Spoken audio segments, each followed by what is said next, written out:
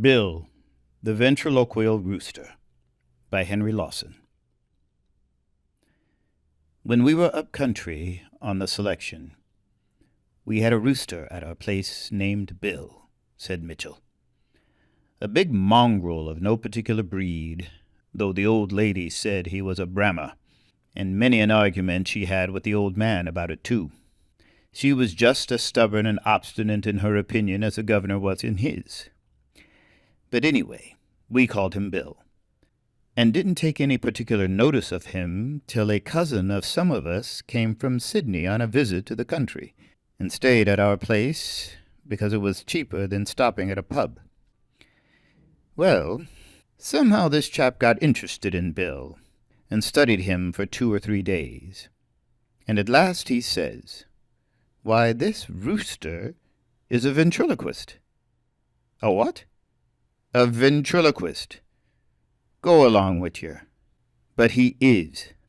I've heard of cases like this before, but this is the first I've come across. Bill's a ventriloquist, right enough." Then we remembered that there wasn't another rooster within 5 miles. Our only neighbor, an Irishman named Page, didn't have one at the time, and we'd often heard another cock crow, but didn't think to take any notice of it. We watched Bill, and sure enough, he was a ventriloquist. The caw would come all right, but the coo-ca-coo-ya-oo seemed to come from a distance. And sometimes the whole crow would go wrong, and come back like an echo that had been lost for a year. Bill would stand on tiptoe, and hold his elbows out, and curve his neck, and go 2 or 3 times as if he was swallowing nest eggs, and nearly break his neck and burst his gizzard. And then there'd be no sound at all where he was, only a cock crowing in the distance. And pretty soon we could see that Bill was in great trouble about it himself. You see, he didn't know it was himself, thought it was another rooster challenging him, and he wanted badly to find that other bird. He would get up on the wood heap and crow and listen, crow and listen again, crow and listen, and then he'd go up to the top of the paddock and get up on the stack and crow and listen there. Then down to the other end of the paddock and get up on a mullock heap and crow and listen there. Then across to the other side and up a log among the saplings and crow and listen some more. He searched all over the place for that other rooster, but of course couldn't find him. Sometimes he'd be out all day crowing and listening all over the country, and then he'd come home dead tired, and rest and cool off in a hole that the hens had scratched for him in a damp place under the water-cask sledge. Well, one day Page brought home a big white rooster, and when he let it go, it climbed up on Page's stack and crowed, to see if there was any more roosters around there. Bill had come home tired. It was a hot day, and he'd rooted out the hens and was having a spello under the cask when the white rooster crowed. Bill didn't lose any time getting out and onto the wood heap, and then he waited till he heard the crow again.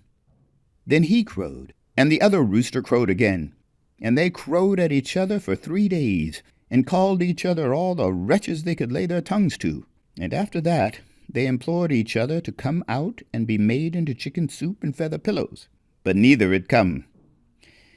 You see, there were 3 crows.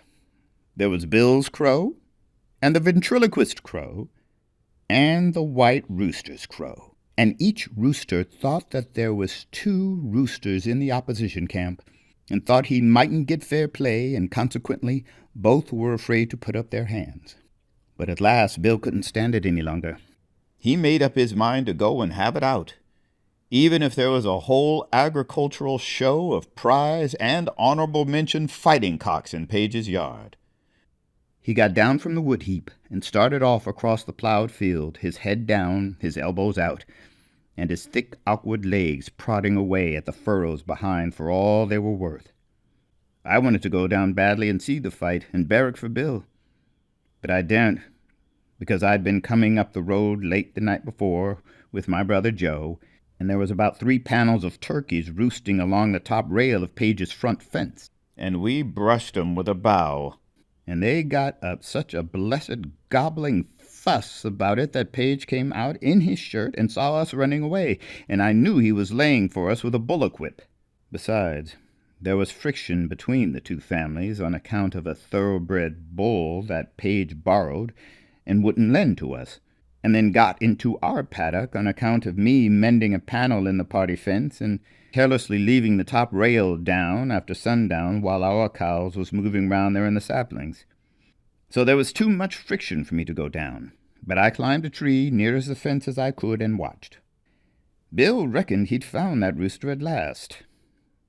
The white rooster wouldn't come down from the stack, so Bill went up to him, and they fought there till they tumbled down the other side, and I couldn't see any more. Wasn't I wild? I'd have given my dog to have seen the rest of the fight. I went down to the far side of Page's fence and climbed a tree there, but of course I couldn't see anything, so I came home the back way. Just as I got home, Page came round to the front and sung out, "Inside there!" And me and Jim went under the house like snakes and looked out round a pile. But Page was all right. He had a broad grin on his face, and Bill safe under his arm.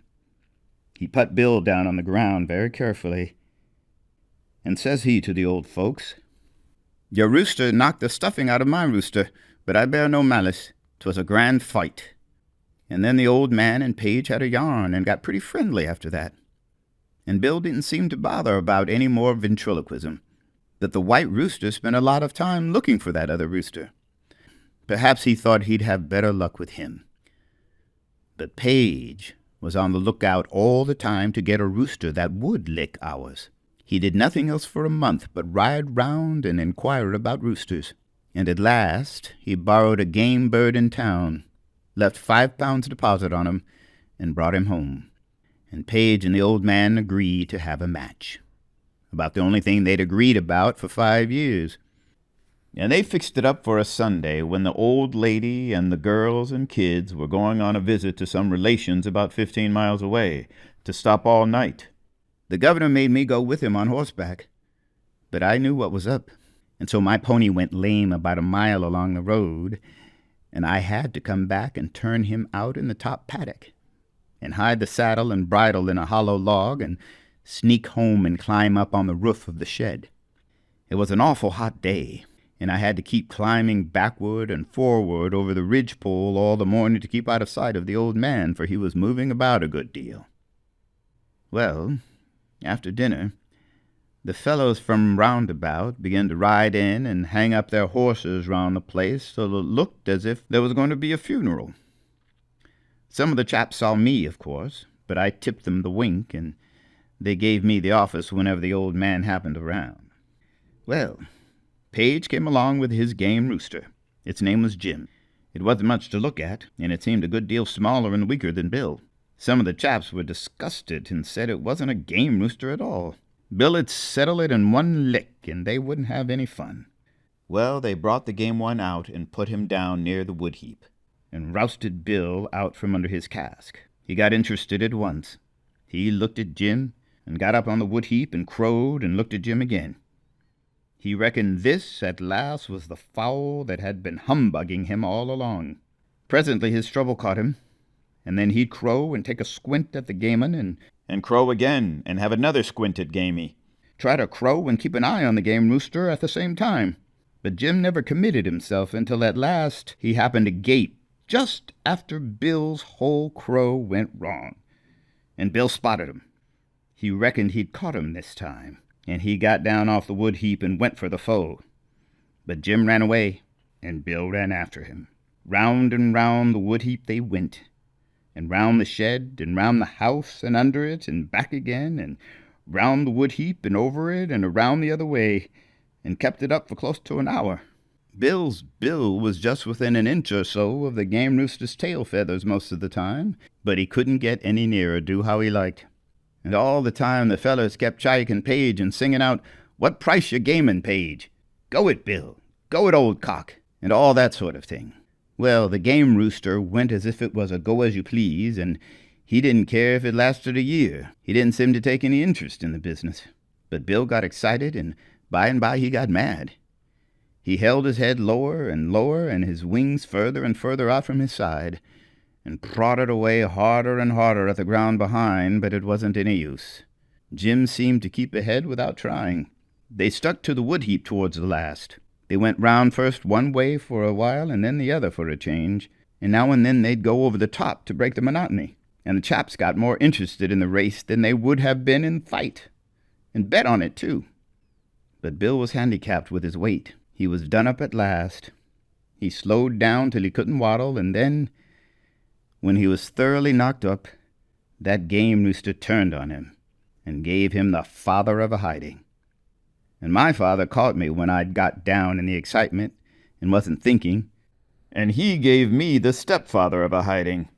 But he had a lively time with the old lady afterwards over the cockfight. Bill was so disgusted with himself that he went under the cask and died. Thank you for listening. Please subscribe and hit the notification bell.